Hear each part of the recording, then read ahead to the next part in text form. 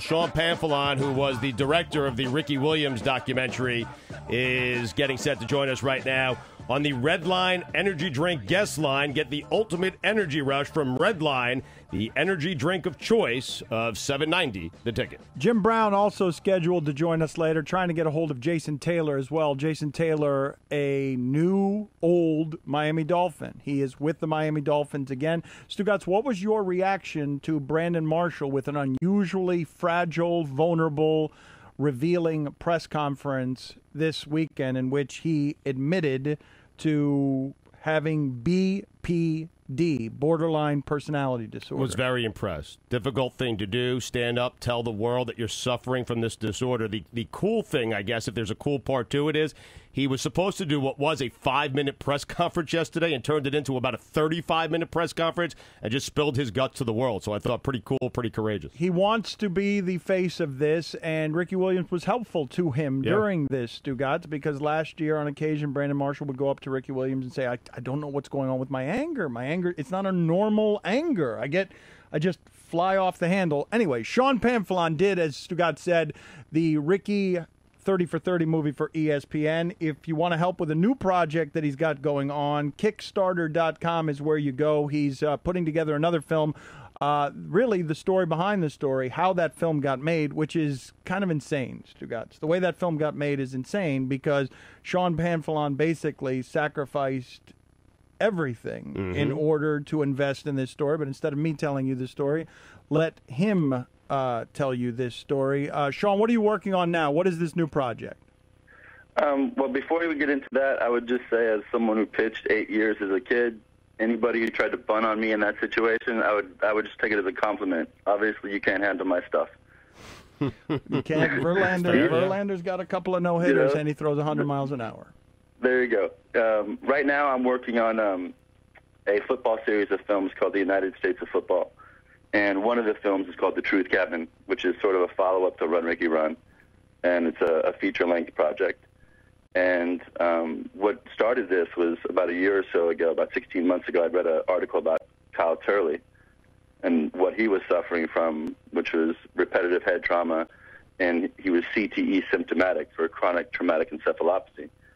So I started shooting Kyle, and in the next year and a half, I ended up starting about 4 or 5 different film projects to really look at the scope of football. And yesterday when I was watching Brandon Marshall, I was blown away because for whatever reason I was channel flipping and it came on, and I saw the live button and I saw him staring at the camera for probably about 5 seconds, and I was like, whoa, what is this? And when I started listening to him, I was so impressed and just blown away that he was, had the ability to be that vulnerable. And having traveled around and covered so many former pro football players in the last, year and a half who are suffering, part of the culture itself is to deny pain, and especially mental pain. So what he did yesterday, all props to Brandon Marshall. That's why I called you. I wanted to get on your show and say that I've never seen anything more courageous from an athlete in a vulnerable situation than what he did yesterday. Well, the series you're working on, again, if you want to contribute to the project, Kickstarter.com is where you go. They do a lot of cool work over there helping artists. The series that you're doing is basically how football screws people up, right? I mean, that's an obvious oversimplification, but football, the nature of the game, the collisions, ends up just altering people, yes? Well, I would say one of the films, which is called Flying Helmets, is something that talks about the cause and effect of playing football. But in doing that, I started shooting a lot of amateur football because I've been shooting this a project that we're considering from Pee Wee to the pros. And in shooting the amateur football, I was so taken with the Canton McKinley High School team in Canton, Ohio, that I started shooting a documentary about them. I don't want to do something that's just, hey, guess what, this damages people. I want to show the life cycle of the football player, why they're so committed to it, what makes them so different from us in terms of their ability to persevere through not only physical but mental anguish. I mean, there's something really deep involved in this. So as we just kept shooting and shooting and shooting, ultimately I was trying to satisfy ESPN because I was working, with the idea that it would be for them. And I took 3 meetings over a period of a better part of a year, and they want to hold back and see what I do. Because the reality is football is a cash cow in this country. And, politicians. I just interviewed Congresswoman Linda Sanchez, and during those congressional hearings, people were talking about football being analogous to the tobacco industry in terms of what it can actually do to people. And having spent so much time the last year with these people, their stories are unbelievably compelling. I tried to share the information with Ricky, but he didn't really want to hear it. Well, you obviously know Ricky very well. How much of an influence has Ricky been on Brandon Marshall? I know I saw Brandon Marshall last year at the Miami premiere of Run, Ricky, Run, and I know that he was very fond of the film, as were a lot of Ricky's teammates. So I think that gave him sort of possibly, some of the strength to be out there with this. And I have so much respect for him because I wanted to shoot Ricky at McLean, and he wouldn't allow that. And I think that Brandon allowing that, there are a lot of people out there who have issues of depression. I've had my own issues. And for someone in a profile that he has to step up and want to be the face of that and want to help people that way, I think is a beautiful thing. He should be really commended.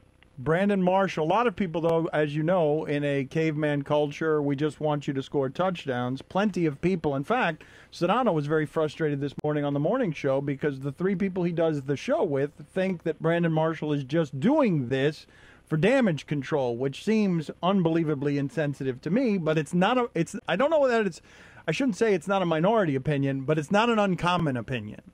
That's part of the reason why I wanted to call on your show today, because I knew some people would think that way. I remember, when Darryl Strawberry first, found when he first became born again. I remember seeing those press conferences. I've seen so many athletes who find religion in moments of their greatest, travails. And all I know is when I was seeing, and I can usually tell, I've got a pretty good BS detector. There's no way that guy was doing it for that reason. He wants to understand himself better. He wants to help people. It was so clear. You could hear a pin drop in that room. He had long pauses. I mean, the guy literally took a machine gun to the sports paradigm, blew it all up, and the whole media sitting in the room was like, whoa, what could I possibly ask this man right now? But I guess those guys are saying, hey, you could find those things out about yourselves and figure all those things out in private. You could do it in a private way and not tell the entire world about what's going on. Well, I happen to think what Brandon did is the more courageous way. Well, here's the thing. You could do that in private, yeah. But if you're a public individual who is, Roberto Alomar just got put in the Hall of Fame, right? Correct. And how many times was that spitting incident run over and over and over again? I guarantee you, when Brandon Marshall retires, if people didn't have a greater understanding of who he was as a human being, would absolutely be running the shots over and over of him knocking those balls down in that training camp in Denver. You had no idea what's going on in the man's head at the time. And someone says, oh, well, you're getting paid.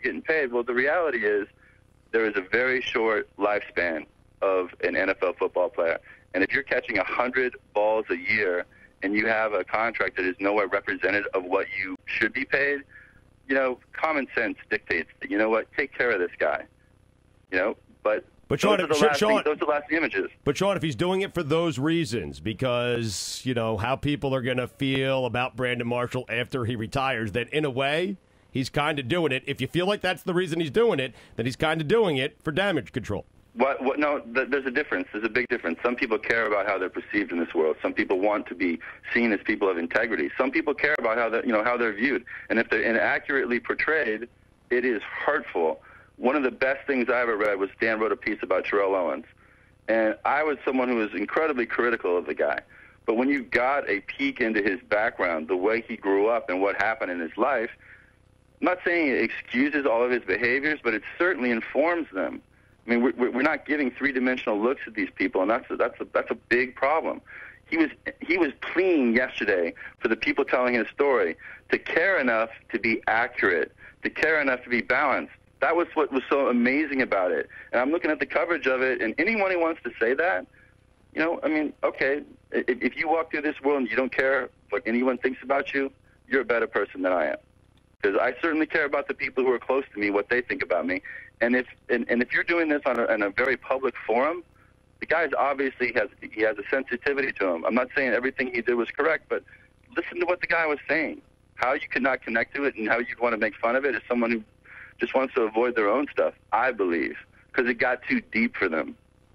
Sean Pamphilon with us on 790 The Ticket. He directed the Ricky Williams 30 for 30 movie. If you want to help with some of his other projects now, football-related, interesting projects with some depth, Kickstarter.com is where you go. Brandon and Ricky aren't very much alike, though. See, Brandon, borderline personality disorder, and I don't know the details of this, but Ricky never harmed anybody. Ricky, in fact, I don't know him to have ever been any kind of angry, really. Hard as that is to believe, these two creatures are not very much alike, and neither does it seem like their two afflictions are very much alike. That is a great point. And as someone who recently started seeking some help myself for various things, I don't want someone to just give me a title. I want to actually know.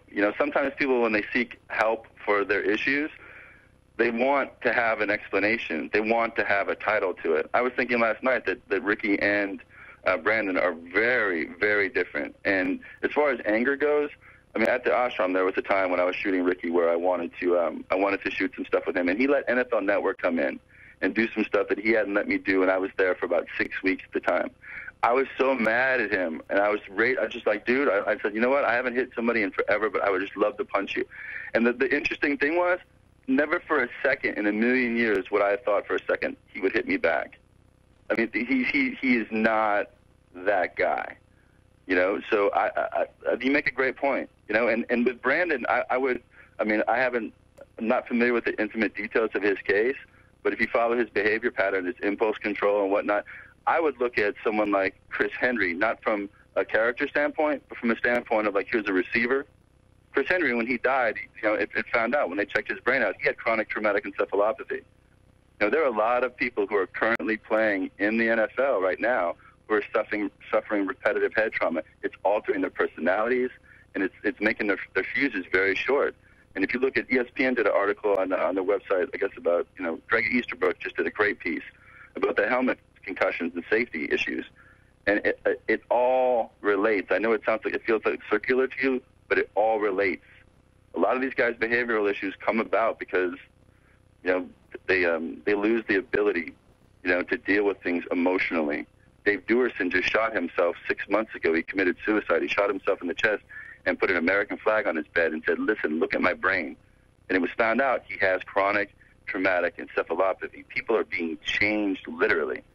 And the divorce rate is astronomical. 75% of players, when they leave the NFL, are divorced and broke within 4 years. There are reasons for things.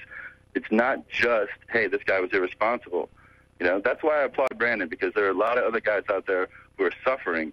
And if they have the ability to share their stories and people empathize with them as human beings, not just look at their contracts, I think it's going to make a huge difference. That's how an athlete can be a role model. Excuse me. Jim Brown with us later in the show. Mike Lowell, John Smoltz as well. If you like Ricky Williams, if you like good storytelling, if you like the 30 for 30 documentary, Kickstarter.com is where you go to help with this project. Sean, thanks for joining us. Thanks a lot, Dan. Thanks a lot, Stu. All right, Sean.